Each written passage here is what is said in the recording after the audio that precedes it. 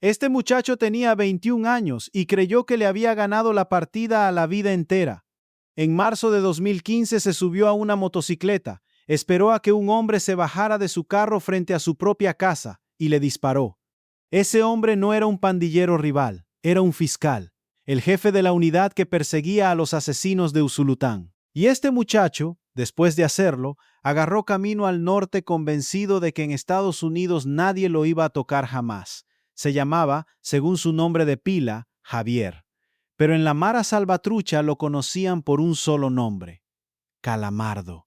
Y esta es la historia de cómo cayó. Porque lo que este muchacho no sabía, mientras ponía tierra de por medio creyéndose libre, es que a los pocos meses lo iban a encontrar. Y el lugar donde lo encontraron, y lo que estaba haciendo cuando le pusieron las esposas, es una de las cosas más difíciles de creer que ha dado este caso. Un hombre que mató a un fiscal salvadoreño, hallado así. ¿Usted cree que un hombre que asesina a sangre fría a un servidor público, a alguien que solo hacía su trabajo, merece pagar hasta el último día que le quede de vida? ¿Usted cree que ni Estados Unidos ni ningún país del mundo debería darle refugio a semejante criminal? Si su respuesta es sí, suscríbase a este canal.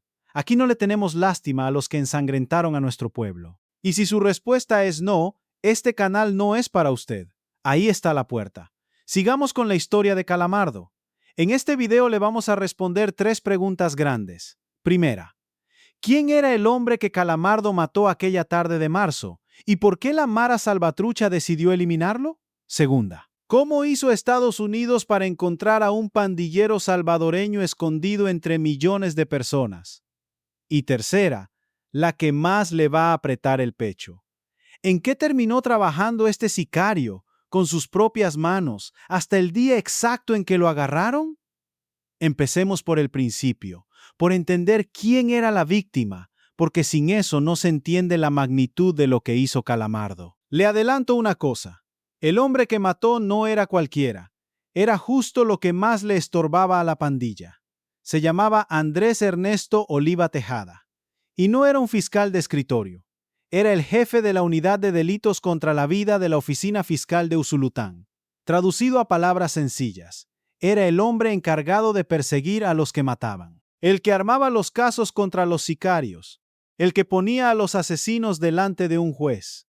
En un país que en aquellos años enterraba gente todos los días, ese hombre era una de las pocas personas que se sentaba cada mañana con la tarea de que esas muertes no quedaran impunes. Por hacer justo ese trabajo, la Mara Salvatrucha lo condenó a muerte. Piénselo un momento. En 2015, El Salvador era señalado como uno de los países más violentos del planeta. Las pandillas mandaban en colonias enteras. Y en medio de ese infierno había hombres como Oliva Tejada, que hacían lo más peligroso que se podía hacer en ese país: perseguir a los asesinos con la ley en la mano, no con un fusil, con un expediente. Ese era el hombre. Ahora viene la tarde en que todo terminó para él. Y antes de contarle esa tarde, deténgase a pensar en algo. Un fiscal de ese rango no es solo un cargo, es un padre que sale de casa por la mañana, es un esposo que dice hasta la tarde, es un hombre que sabe, cada día que se levanta, que el trabajo que hace lo puede matar, y que aún así se pone los zapatos y se va a la oficina. En El Salvador de aquellos años, perseguir pandilleros era firmar una sentencia, y aún sabiéndolo, no se echó para atrás. Ese es el tipo de hombre que Calamardo decidió borrar de un disparo. 7 de marzo de 2015. Cae la tarde en Usulután.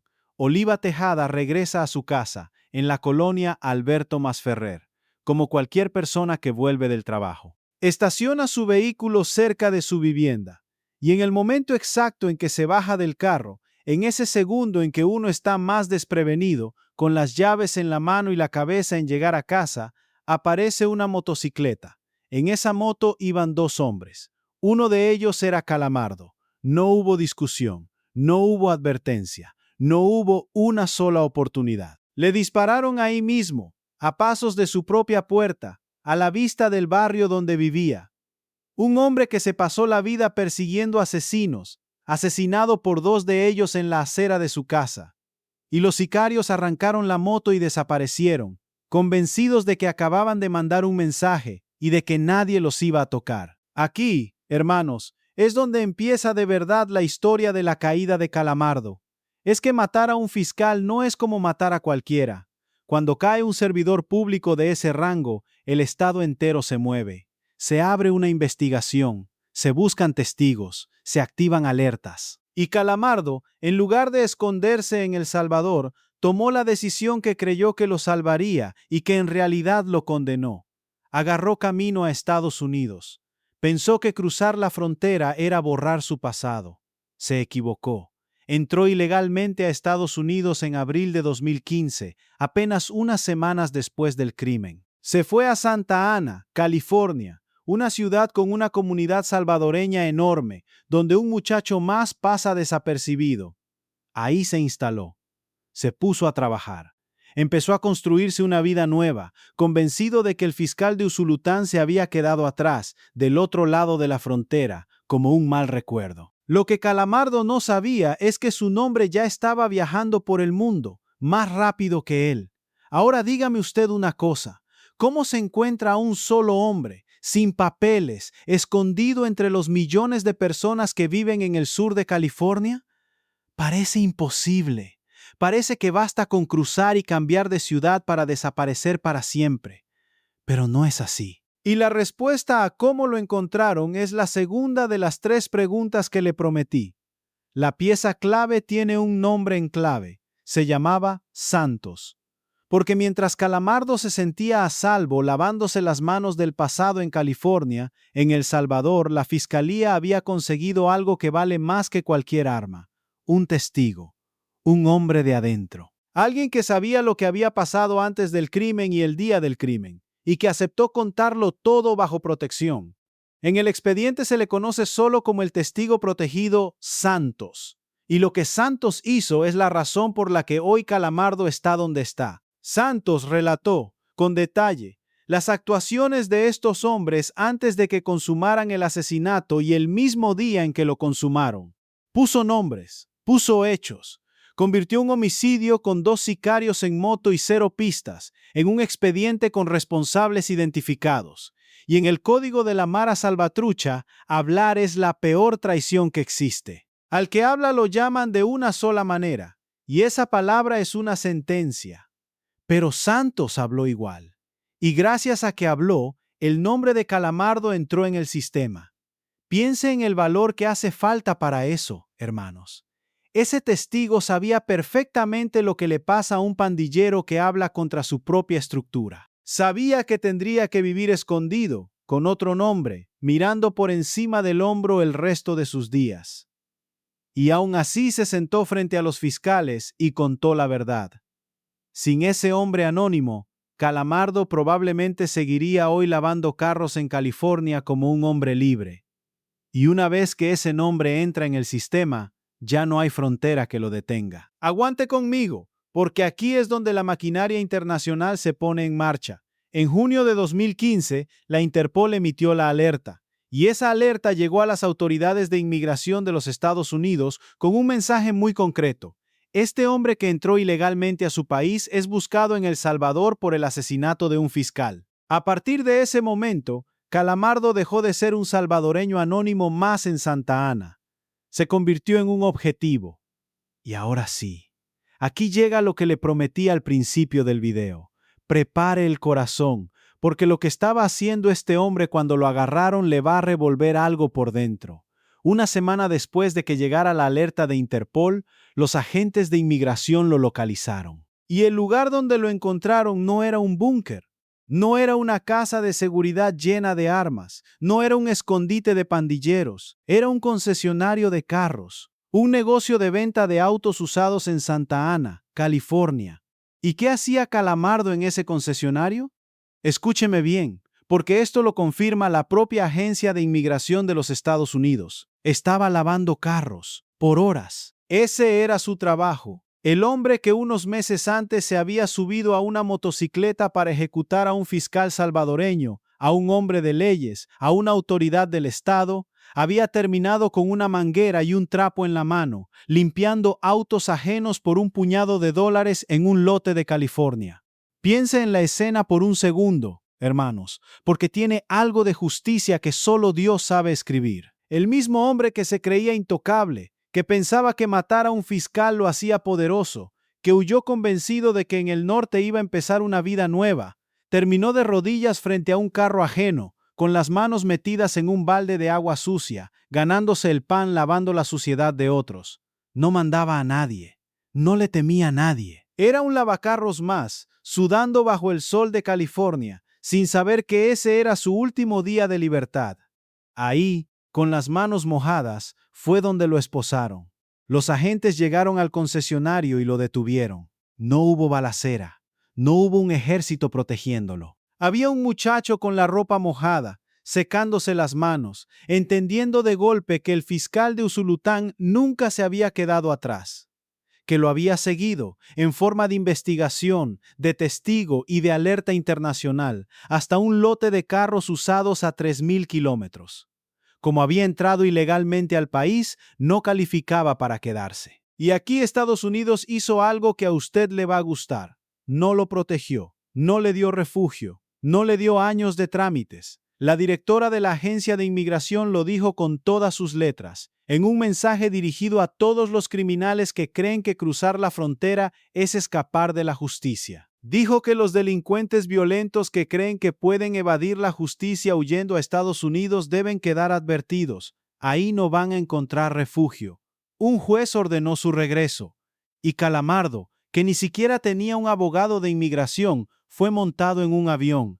El 4 de septiembre de 2015 lo volaron desde Mesa, Arizona, de vuelta a El Salvador. Y no viajaba solo en su desgracia, porque su compañero de moto, el otro sicario, aquel al que apodaban Misterio, Miguel Ángel Orellana Hernández, también fue deportado ese mismo año. Los dos hombres que se subieron a esa motocicleta en Usulután creyendo que el norte los iba a salvar, terminaron los dos de vuelta en su país, entregados en el aeropuerto a las mismas autoridades de las que habían huido.